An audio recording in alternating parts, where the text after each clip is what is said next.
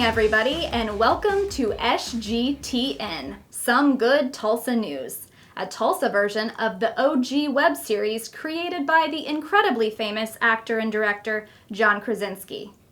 I'm Morgan Phillips, and if you've never seen me before, join the club. I'm an editor here at TulsaPeople magazine, and you're about to see why I chose editorial life over broadcasting. But it's 918 Day, and we're celebrating our civic pride at a distance this year, like many of you. Over the past few months, we asked you to send in your heartwarming experiences that have made this pandemic a little bit more bearable for you and others. And you sure did. So now, for some good Tulsa news. We begin with a mysterious delivery in South Tulsa. Julie Duncan was shocked to find a small paper box on her porch with the following note from Scouts BSA Troop 126. These times are dark, so I thought I would try to brighten them up a bit. We're all in this together, and anything you've done to be safe and keep others safe is greatly appreciated. The note was written by 17-year-old Gracie Shepard, the troop's assistant senior patrol leader, who created the service project for a virtual campout. Way to go, Gracie! Super impressed with your origami. Speaking of Japanese art, Tulsa artist Alexa Maloney specializes in Copic markers, which are made in Japan. All you need to know is that they're fancier than this Sharpie. When the pandemic hit, Alexa started illustrating Tulsa restaurants doing curbside service. Then she shared them on Instagram using the hashtag #IWantToGoToThereTulsa. Each location received 3 posts on her feed, Alexa's illustrations. Now she's expanded to illustrate new local businesses and businesses owned by Black, Indigenous people of color, as well as Tulsa favorites like The Vault. And now for another Tulsa favorite, known to many simply as Nanny. Like many Tulsans since COVID hit, 90-year-old Wilma Nanny Leftwich hasn't been able to have visitors. But a group of friends and family didn't let that stop them from showing her how much they love her. Tia Washington and pals planned a surprise car parade past Nanny's house in Broken Arrow. A total of 31 cars joined in on the fun. Let's call them the Nanny Pack. It sounds like they accomplished their goal. I cannot thank you enough. This is one of the few times that I've sort of been short on words. I had fun. I'll remember those pictures. Bria took them, and I will look at them time and time again and remember them. I love every one of you. It was great to see all the kids, and I'm speechless. We've had to get creative the past few months with our work, and Noam Faingold, a composer with Tulsa roots, has done the same. He wrote We Persist, an orchestral anthem to bring the community together during social distancing. To perform the piece, musicians of Tulsa Symphony Orchestra recorded their parts individually at home on their phone cameras, and Noam put the videos together to create a stunning virtual performance.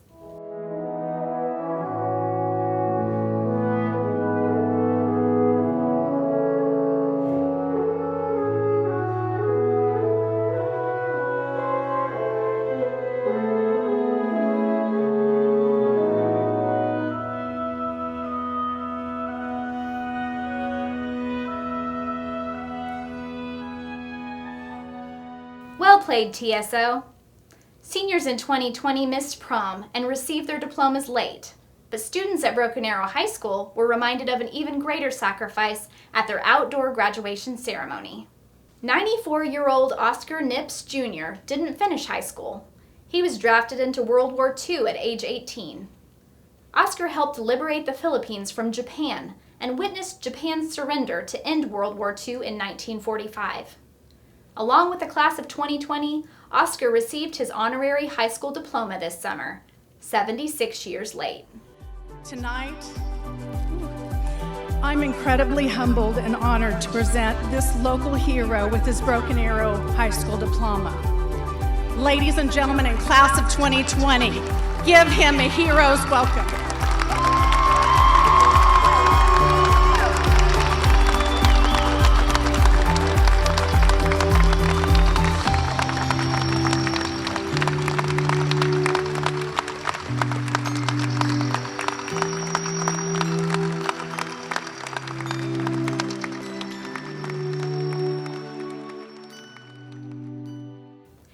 Thank you, sir, for your military service. Customer service is what Kimberly provides at Charleston's on Yale, but she was surprised by a tip she received from Kuma Roberts. Kuma participated in what's known as the Venmo Challenge, asking her friends to crowdfund a tip for one lucky restaurant worker. 20%? How about $500? We want to tip you for your service tonight. Are you familiar with the Venmo Challenge? I'm videotaping this. Okay, there's a challenge where I crowdfund resources from my friends and family on Facebook, and I have collected a tip for you tonight, and I'd love it if you'd hold out your hand. It's for you. Are you ready? Yes.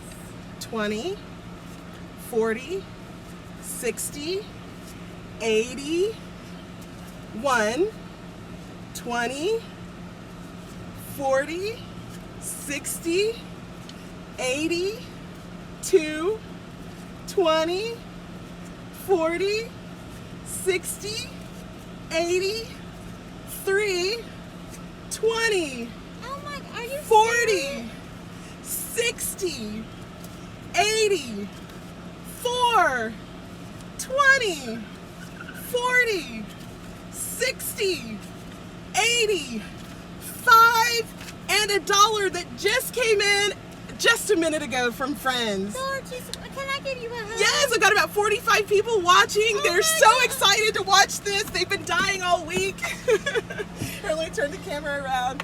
Okay, hi everyone. Oh, thank you. Wow, that was fun. Up next, some more good Tulsa news from Oklahoma's most famous musician. But first, a word from our sponsors. Reese's wants the very best for your family, and the very best is the Certified Angus Beef brand. When you see the Certified Angus Beef label, you know you're getting the best beef nature has to offer. Certified Angus Beef cuts are chosen only from prime and choice beef, and only 3 in 10 Angus cattle even qualify. This beef is raised by family ranchers all across Oklahoma and the Midwest who are committed to caring for their cattle and producing safe, healthy beef for their family and yours. First Oklahoma Bank was started by a group of entrepreneurs and business owners who needed a better banking solution. They believed that building a better bank is about building a better future for you. Our overarching value is to treat others the way we want to be treated. We're focused on saying yes, creating solutions, following through on our commitments, and helping you solve your financial challenges. With those principles at the forefront of our mission, it's no surprise First Oklahoma Bank has been the fastest growing community bank in Tulsa County for the last 9 years, and the fastest growing new bank in the history of Oklahoma. Discover what so many already have. You don't need another bank, you need a better bank. Move up to better banking at First Oklahoma Bank. And now, to continue this good news monsoon, we turn to a very special Tulsa-born guest who called the 918 home for many years. He's one of my personal favorite musicians and, oh yeah, the best-selling solo recording artist in the world. Mr. Garth Brooks, hello, how are you, sir? I'm fine, Morgan. How are you, honey? Good, I'm doing great. It's so awesome to see you face to face and be talking with you today.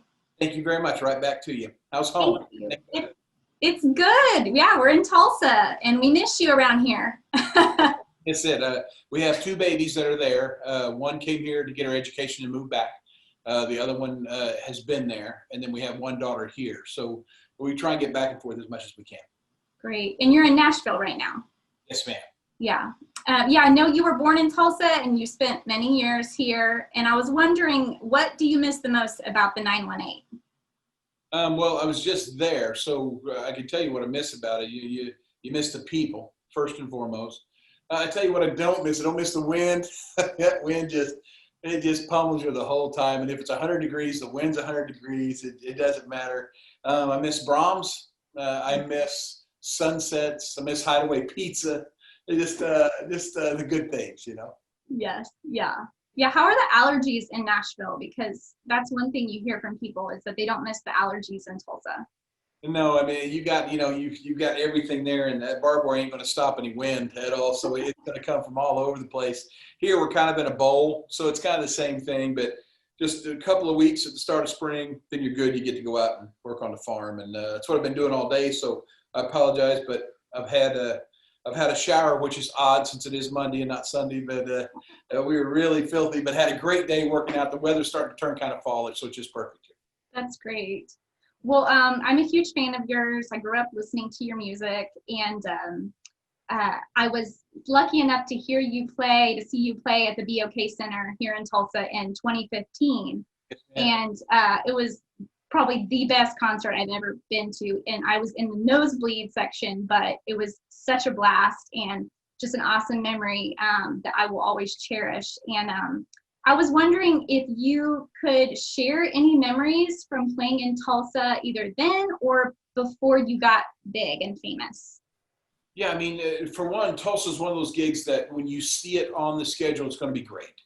So when we were living in Stillwater, and every time we traveled to Tulsa, like Tulsa City Limits, you're probably too young to remember that, but Tulsa City Limits, you'd come to play, and you played the International Finals Rodeo there. Anytime you got to play in Tulsa, it was a big deal. And then it's funny, so you go back as a recording artist now, and now you play Tulsa City Limits again, and it's every bit as fun as it used to be. And people, it's great. What I love about Tulsa is they don't treat you any different because they've always treated you like a superstar, you know? And the fact that you're from there kind of gives you even a leg up too. So it's very sweet to play there. And then we go out to, trying to think what and I'm sorry, I've just drawn a total blank on the college there. It's got the beautiful, it's got the hands. Yeah, University of Tulsa? No, it's got the hands out in front. ORU, Oral Roberts. Yeah. ORU. Yeah. My daughter trained there every week at her high school. Go to ORU and play, I think, the Mabee Center there. Right. It was fun. You couldn't get all your gear in because the ceiling was built, so low.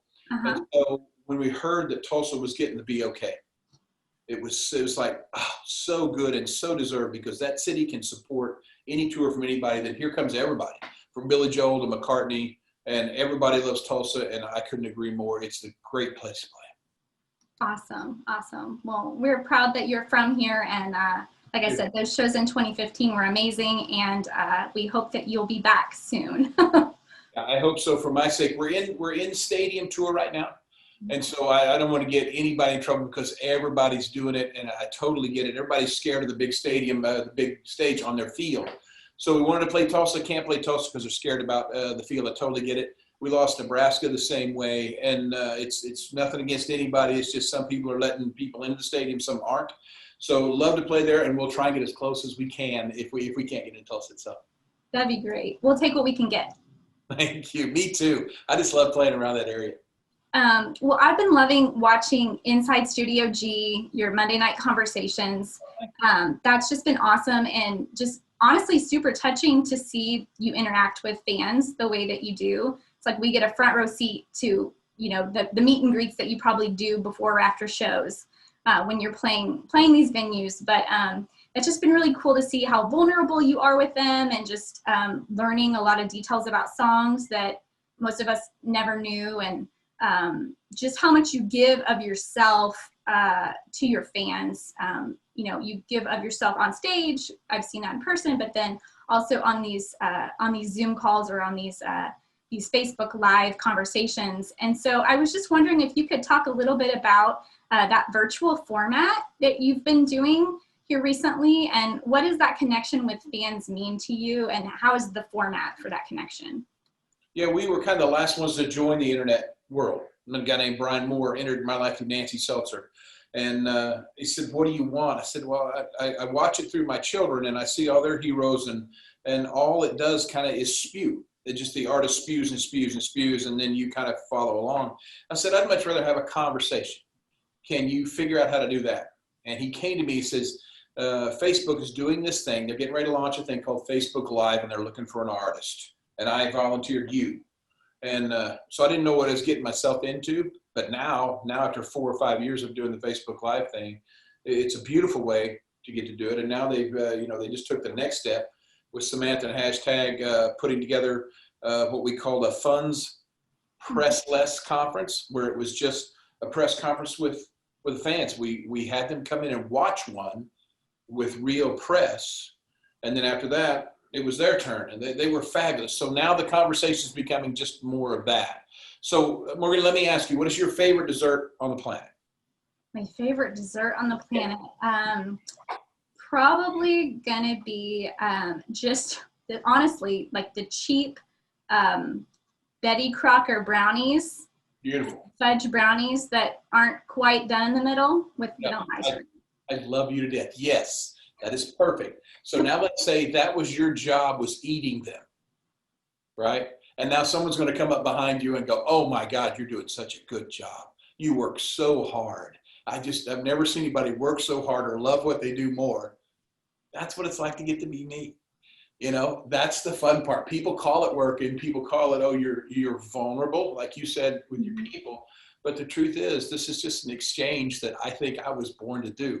And it started at Willie's Saloon there in Stillwater, Oklahoma, when I was going to school. And then it just branched out from there. But, you know, I had some buddies, in our retirement while we were raising our children, I went to play for Steve Wynn in Vegas. And it's just a one-man guitar show. And my buddies would come from college, from Stillwater, and go, that's the same show you were doing at Willie's. It doesn't change. It's still all about the music, and it's still all about the person that's getting to sing that music to say thank you to those people that are allowing him to sing. And it's a beautiful gig. I'm very lucky to be that guy in that chair. That's great. I'm an Oklahoma State grad, so I know Willie's and Stillwater well.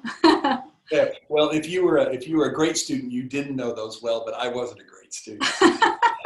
That's okay. That's all right. You turned out okay. So recently, you asked to be removed from the CMA Entertainer of the Year category after winning it 7 times. And I know you've talked about that and the fact that you wanted to give some of these younger, super talented performers the option to, to be named in that category. And so I was wondering if you would share with us some of the younger country performers that you enjoy. Well, I enjoy all of them. And what I like is now being on the stadium tour, what's one of the most fun things when people, what's one of the most fun things you get to do? You get to take these young country acts who's played honky tonks, maybe some listening rooms, and you're going to stick them out in the middle of 80,000 people on a 360 stage and watch them. Whoo! I love it. And I see them and they take to it like a duck to water. And you're just going, hell, there's an entertainer, right? Wow, there's an entertainer right there. There is nobody that you can't put on that stage that they're just going to sink or swim. And 99% of them swim. So when you talk about the new guys, that's fun. And then you talk about the guys that are a little bit older, let's take Keith Urban, for example. The guy's a hell of a performer, hell of a singer, hell of an entertainer. Those guys, let's go with Luke Combs, Luke Bryan. You can go through all of them. Yeah, we can go right there with our own Carrie Underwood, right there out of Northeast Oklahoma as well. And just you can put them on the stage, and they're going to be fine. Those people, we're in a fortunate situation. The people let us retire, go home, raise our kids, and let us come back. And in that coming back, we got to see where we were. And then all of a sudden we get to play stadiums. Well, these guys are still so young and so new. Stadiums are something that's going to be in their future, but it's hard to compete against those numbers if you look at it. So my thing is, let's step out, and I'd love for someone else to hold that award, get that feeling. And the main thing too, Morgan, is your band and crew. They're the ones you want to win it for. So there's bands and crew out there that deserve it. They're busting their butt. And it would be an honor to just kind of watch from the sidelines on Entertainer from here forward, because thank God and the people, I've been lucky enough to get to hold that award before. My favorite Garth song is The River.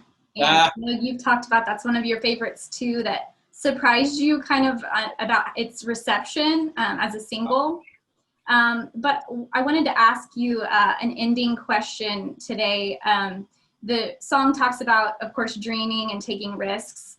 And with the pandemic going on right now and COVID and all that has meant to people, there are a lot of people who have their dreams on hold right now.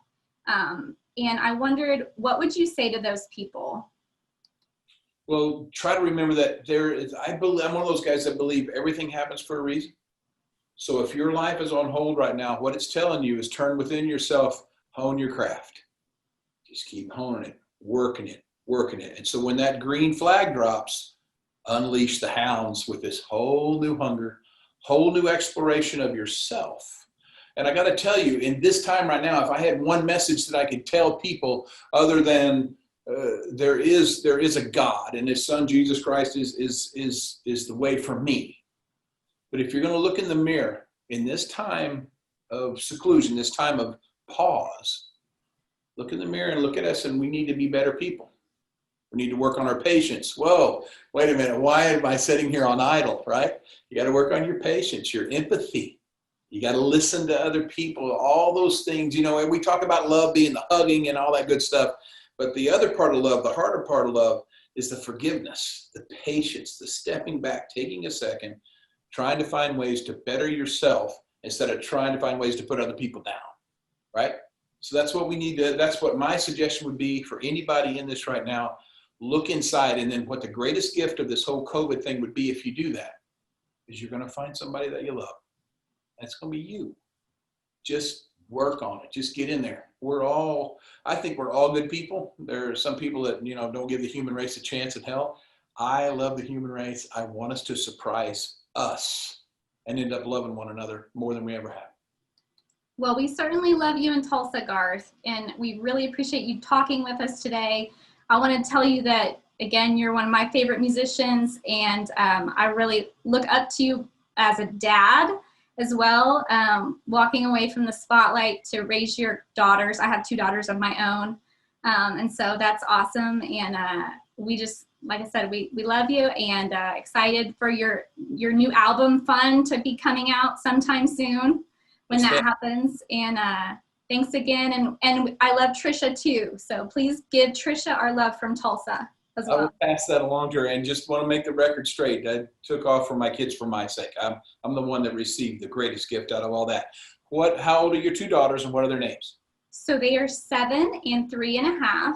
And the older daughter is Haven, and then the younger one is Heidi. Okay. Tell Haven and Heidi that I said they need to take care of their mama. Okay. Tell them I love them. Okay. I'll see you. Thank you, Garth. See ya. Thank you for what you said. See you. Bye-bye. Well, you heard it here, folks. Thanks for tuning in to the first and only episode of Some Good Tulsa News. I'm that Tulsa People editor lady, reminding you that when life gets tough, there's always good in Tulsa. Stay safe, stay kind, happy 918 Day.